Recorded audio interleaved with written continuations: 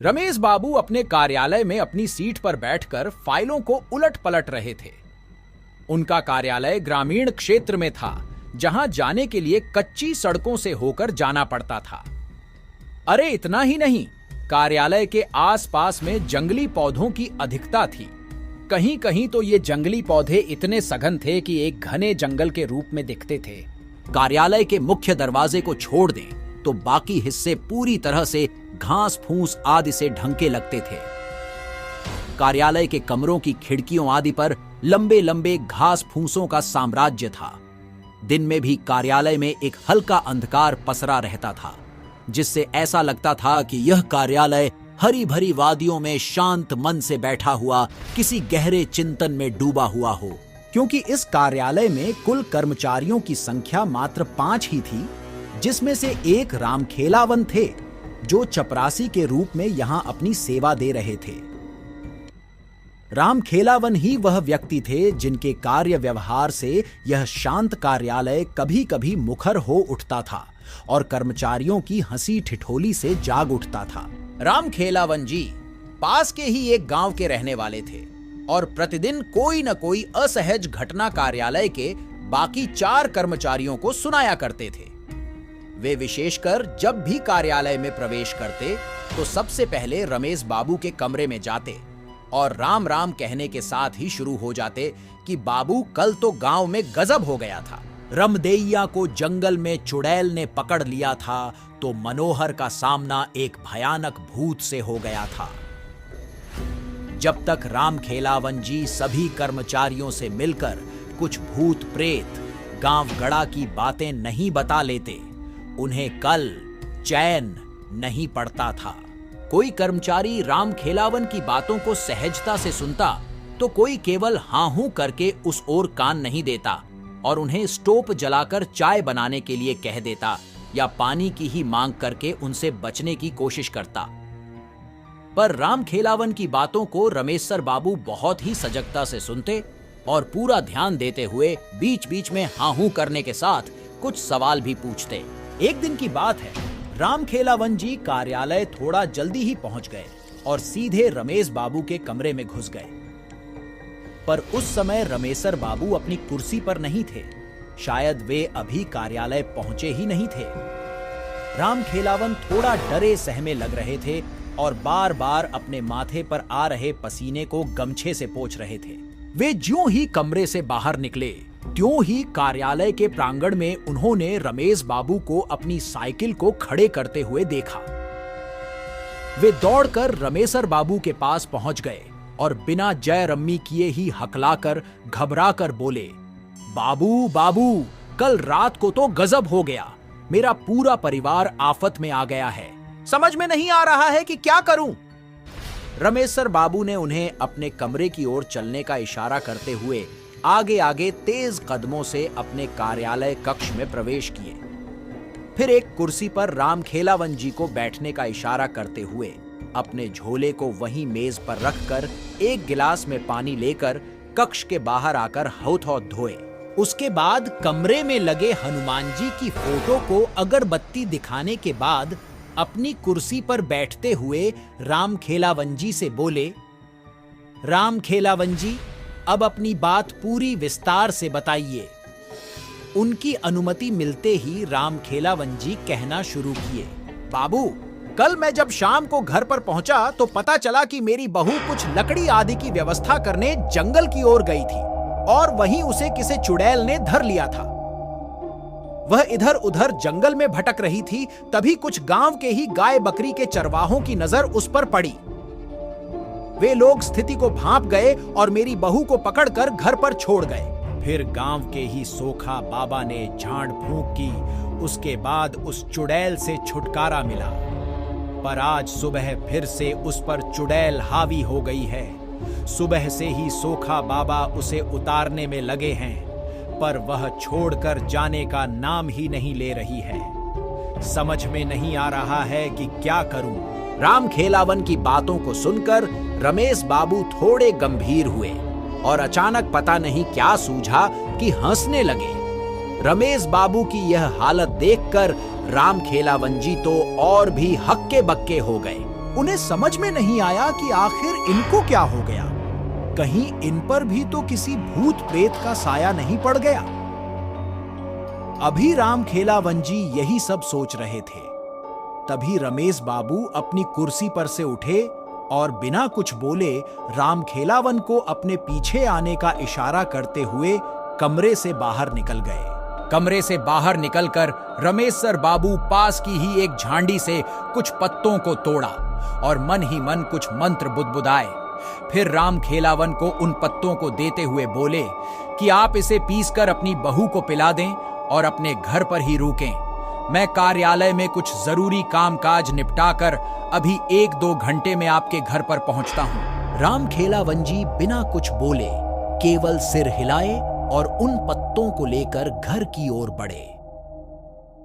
रास्ते में उन्हें केवल एक ही बात खाए जा रही थी कि रमेशर बाबू को यहां आए 3 साल हो गए, पर कभी उन्होंने इस बात का जिक्र नहीं किया कि वे भूत प्रेतों को उतारना भी जानते हैं। कहीं वे मजाक में तो इन पत्तों को तोड़कर झूठ मूठ में कुछ बुदबुदाकर मुझे नहीं दे दिए, पर रमेश बाबू ऐसा नहीं कर सकते।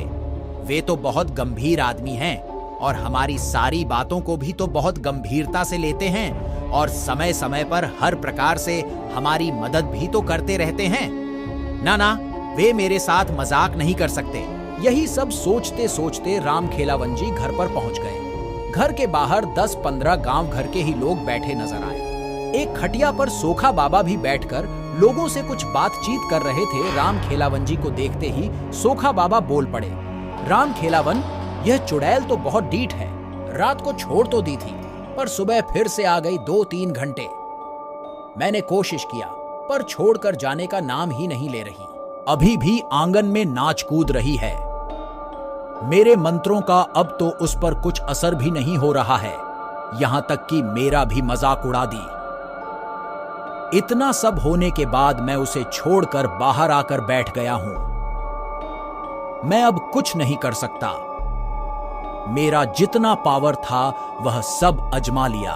रामखेलावन जी सोखा बाबा के ही बगल में बैठते हुए अपनी लड़की को आवाज लगाई। उनकी लड़की घर में से दौड़ते हुए बाहर निकली। फिर रामखेलावन जी ने उन पत्तों को उसे देते हुए कहा कि अभी इसे पीसकर बहू को पिला दो। अगर ना नूकर करती है तो जबरदस्ती पिलाओ। इसके बाद रामखेलावन की लड़की उन पत्तों को लेकर घर में गई तथा उन पत्तों को पीसकर अपनी भाभी को पिलाई। अरे यह क्या! एक घूंट अंदर जाते ही रामखेलावन जी की बहू तो काफी शांत हो गई और वहीं आंगन में ही एक तरई पर बैठ गई। अब उसके व्यवहार में काफी अंतर आ गया था। उसका कूदना नाचना बंद हो गया। रामखेलावन जी की लड़की दौड़ते हुए घर में बाहर निकली और रामखेलावन जी की ओर देखकर बोली, बाबू, बाबू, भूजी को अब आराम हो गया है। वे आंगन में ही अब शांति से बैठ गई हैं। बाहर जितने लोग बैठे थे वे सब हतप्रभ हो गए। आखिर जो चुड़ैल इतने बड़े सोखा से बस में नहीं आई, वह 2-4 पत्तों को पिलाने से कैसे बस में आ सकती है? आखिर वे कैसे पत्ते थे? क्या किसी धर्म स्थान से लाए गए थे या किसी बहुत बड़े पंडित, ओझा, सोखा आदि ने दिए थे? वहां बैठे लोगों में से एक ने रामखेलावन जी की ओर देखा, पर कुछ बोले। इससे पहले ही रामखेलावन जी ने उन पत्तों के बारे में बता दिया। सभी लोग बिन देखे उस रमेश बाबू के प्रति नतमस्तक हो गए। सोखा बाबा ने कहा कि वास्तव में आपके रमेश बाबू तो बहुत पहुंचे निकले। जिस चुड़ैल को बस में करने के लिए मैंने सारे के सारे हथकंडे अपना लिए, उसे उनके मंत्रित 2-4 पत्तों ने बस में कर लिया। फिर तो रामखेलावन जी थोड़ा थन कर बैठ गए और लगे रमेशर बाबू का गुणगान करने। अभी वे लोग आपस में बात कर ही रहे थे, तभी रमेश बाबू की साइकिल वहां रुकी। रमेश बाबू को देखते ही रामखेलावन जी दौड़कर रमेशर बाबू के हाथ से साइकिल लेकर खुद ही खड़ी करते हुए बोले, रमेश बाबू, आपके पत्तों ने तो कमाल कर दिया। अब बहू काफी अच्छी है और शांति से आंगन में बैठी है। रमेश बाबू के इतना कहते ही वहां बैठे सभी लोग खड़े हो गए और रमेश बाबू की जय रम्मी करने लगे। रमेश बाबू सबका अभिवादन स्वीकार करते हुए उन लोगों के बीच ही एक खाट पर बैठ गए। फिर रमेश बाबू ने राम खेलावंजी की बहू को घर में बाहर बुलवाया। वह काफी शांत थी, पर रमेश बाबू को लगा कि अभी भी वह चुड़ैल यहीं है और पत्ते का असर खत्म होते ही फिर से इसे जकड़ लेगी। रमेश बाबू ने राम खेलावंजी की बहू को अपने पास बैठने का इशारा करते हुए कुछ मंत्र बुदबुदाने लगे। अरे यह क्या? राम खेलावंजी की बहू घबराकर बोल उठी, मुझे छोड़ दीजिए, मैं जा रही हूं, मैं अब कभी भी इसे नहीं पकड़ूंगी। मुझे जाने दीजिए, मुझे जाने दीजिए, मैं जल रही हूं, मुझे छोड़ दीजिए। उस चुड़ैल को इस तरह गिड़गिड़ाते हुए देखकर राम खेलावंजी की काफी हिम्मत बढ़ गई। वे बोल पड़े, रमेश बाबू, इसे छोड़िएगा मत, इसे जलाकर भस्म कर दीजिए। पर वह चुड़ैल राम खेलावंजी की ओर ध्यान न देते हुए रमेश बाबू की ओर दयनीय स्थिति में देखते हुए अपने प्राणों की भीख मांगती रही। रमेशर बाबू काफी गंभीर लग रहे थे।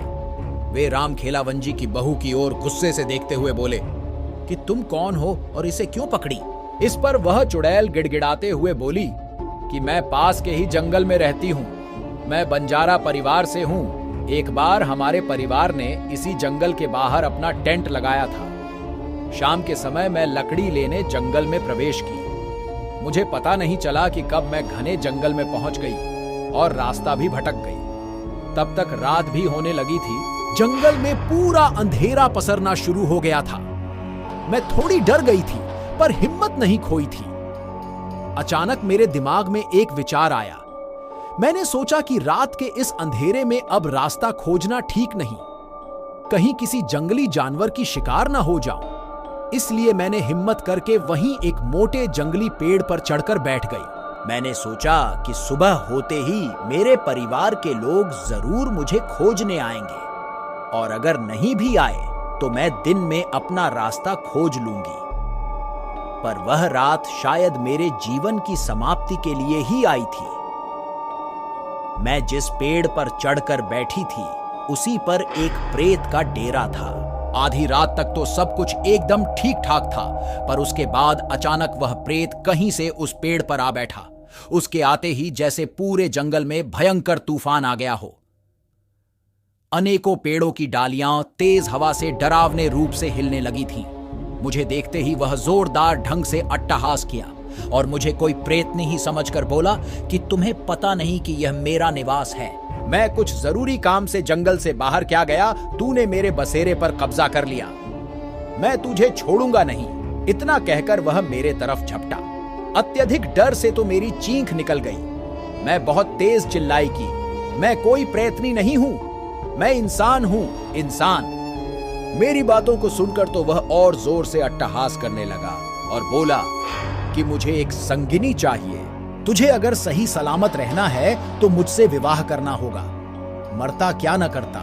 मैंने सोचा कि अब इस समय बस एक ही रास्ता है कि इसकी बातों को मान लिया जाए और दिन उगने के बाद यहां से खिसक लिया जाएगा। मैंने उसके हां में हां मिलाते हुए अपनी सहमति दे दी। मुझे क्या पता था कि यह सहमति मुझ पर बहुत भारी पड़ेगी। इतना कहने के बाद राम खेलावन की बहू पर सवार वह चुड़ैल फूट फूट कर रोने लगी। रमेश बाबू थोड़े भावुक हो गए और उसके प्रति थोड़ी नरमी दिखाते हुए पानी भरा लोटा उसको पीने के लिए दे दिए। 2-4 घूंट पानी पीने के बाद उसने फिर से कहना शुरू किया। मेरी सहमति देने के बाद वह प्रेत पता नहीं कहां गायब हो गया। उसके गायब होते ही मैंने थोड़ी चैन की सांस ली। पर यह क्या अभी 10-15 मिनट भी नहीं बीते होंगे कि उस जंगल में जैसे भूचाल आ गया हो, एक बहुत बड़ा तूफान आ गया हो। कितने पेड़ों की पता नहीं कितनी डालियां टूटकर धरती पर पड़ गईं। कम से कम सैकड़ों भूत प्रेत वहां उपस्थिति हो गए थे। चारों तरफ चीख पुकार मचा हुआ था। कुछ डरावनी अट्टहास कर रहे थे, तो कुछ इस डाली से उस डाली पर कूद फांत रहे थे, तो कुछ ताली बजाकर नाच रहे थे। मुझे तो कुछ समझ में ही नहीं आ रहा था कि यह सब क्या हो रहा है। तब तक वही प्रेत फिर से मेरे पास प्रकट हुआ और बोला कि विवाह की व्यवस्था करने चला गया था, अपने परिवार वालों को बुलाने चला गया था। शादी में इन सबको भी तो शरीक करना होगा। अरे यह क्या, अब तो मेरी शामत आ गई। पूरा शरीर पीला पड़ गया, कुछ बोलने की हिम्मत नहीं रही। तभी अचानक एक प्रेतनी वहां प्रकट हुई और उस प्रेत से लड़ने लगी। वह प्रेतनी बोल रही थी कि मेरे रहते तू दूसरी शादी करेगा, कदापि नहीं, कदापि नहीं, मैं ऐसा नहीं होने दूंगी। और इतना कहने के साथ ही उस प्रेतनी ने उस डाल से मुझे धक्का दे दिया और जमीन पर गिरने के कुछ ही समय बाद मेरी इहलीला समाप्त हो गई थी। इतने कहने के साथ ही वह चुड़ैल फिर से रोने लगी थी। इसके बाद रमेश बाबू ने उस चुड़ैल को चुप रहने का इशारा करते हुए कहा कि आज के बाद तू इन गांव वालों को कभी परेशान नहीं करोगी। चुड़ैल ने हामी भरते हुए कहा कि ठीक है, पर मैं तो एक बहुत ही छोटी आत्मा हूं। इन पास के जंगलों में पता नहीं कितनी भयानक भयानक आत्माएं विचरण करती हैं। आप उन सब से इस गांव वालों को कैसे बचा पाएंगे? उस चुड़ैल की इस बात को सुनते हुए रमेश बाबू हल्की मुस्कान में बोले, तू तो बकस इन लोगों को, बाकी भूत प्रेतों से कैसे निपटना है वह तू मुझ पर छोड़। इसके बाद रमेश बाबू ने लोगों को अब कभी न पकड़ने की बात उस चुड़ैल से 3 बार कबूल करवाई तथा साथ ही उसे थूक कर चाटने के बाद ही जाने दिया। तो पाठक गण, रमेश बाबू ने उस चुड़ैल से तो गांव वालों को छुटकारा दिला दिया, पर क्या वे दूसरे भूत प्रेतों से उन गांव वालों की रक्षा कर पाए? राज को राज ही रहने दिया जाए। खैर, आप लोग बताइए कि यह भूत ही काल्पनिक कहानी आप लोगों को कैसी लगी? अगर आप लोग हमारे चैनल पर नए हो तो चैनल को सब्सक्राइब जरूर करें। साथ ही हनुमान जी के भक्त हो तो कमेंट में जय श्री राम जरूर लिखें।